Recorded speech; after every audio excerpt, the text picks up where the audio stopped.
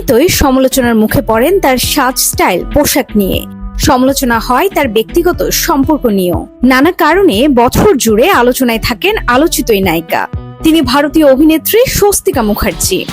স্বভাবে ঠোঁট কাটা, তাই কোনো কথাই মুখে আটকায় না তার। সাহসী রূপে পর্দায় হাজির হয়েও বহুবার আলোচনায় উঠে এসেছেন। সমকালীন নানা বিষয় নিয়েও কথা বলে থাকেন। এই জন্য সোশ্যাল মিডিয়াকে মাধ্যম হিসেবে ব্যবহার করেন এই অভিনেত্রী। স্বস্তিকার ব্যক্তিগত জীবনের গল্পটাও সংগ্রামে ভরা। কারণ 1998 সালে জনপ্রিয় রবীন্দ্রসঙ্গীত শিল্পী সাগর সেনের ছেলে প্রমিত সেনকে বিয়ে করেন স্বস্তিকা। বাবা মায়ের পছন্দে এই বিয়ে করেছিলেন তিনি, কিন্তু কয়েক বছরের মধ্যে সংসার জীবনে ঘটে ছন্দপতন।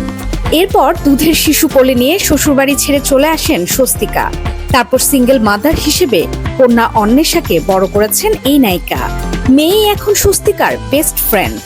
মেয়ের সঙ্গে বন্ধুত্বপূর্ণ সম্পর্ক থাকায় যে কোনো কথা সাবলীলভাবে শেয়ার করেন এই অভিনেত্রী। কিছুদিন আগে মেয়ে অন্বেষার সুইমস্যুট পরে জলে সাঁতার কাটেন স্বস্তিকা। সেই ছবি প্রকাশ্যে আসার পর ফের নেটিজেনদের কটাক্ষের শিকার হন। আর এ নিয়ে সমালোচনার ঢেউ এখনো থামেনি। এবার তিনি সমাজের কাছে পাল্টা প্রশ্ন রাখলেন, ভালো মা কাকে বলে, কি গুণ থাকে তাদের? একই সঙ্গে নিজেকে অপদার্থ মা বলেও দাবি করলেন এই অভিনেত্রী। কিন্তু কেন? সামনে মুক্তি পাচ্ছে অভিনেত্রী সিরিজ বিজয়া।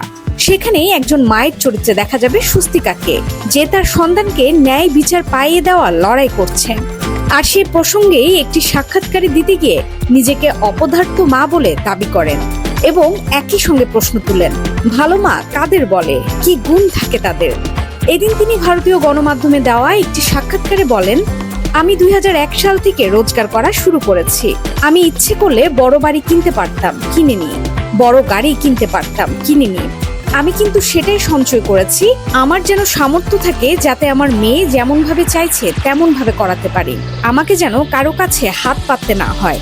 আমার মেয়ে যে বিদেশে গিয়ে মাস্টার্স করেছে, আমি কিন্তু ব্যাংক থেকে লোন নিইনি। এরপরে তিনি বলেন, কিন্তু মা হিসেবে আমার নিজের প্রতি আস্থাটা এজন্যই থাকবে যে আমার সন্তান যতদিন পড়াশোনা করতে চায় সেটার ব্যবস্থা করে রাখতে পেরেছি এবং রাখবো। নাকি মা হিসেবে আমার কোমর অবধি চুল হওয়া উচিত সেটা পারলাম না বলে ভাববো। আমি সিগারেট খেতে ভালোবাসি, আমি বন্ধু বান্ধবদের সঙ্গে মদ খেতে ভালোবাসি। আমি একেবারে অপদার্থ মা। আমি কোনটা বিশ্বাস করব?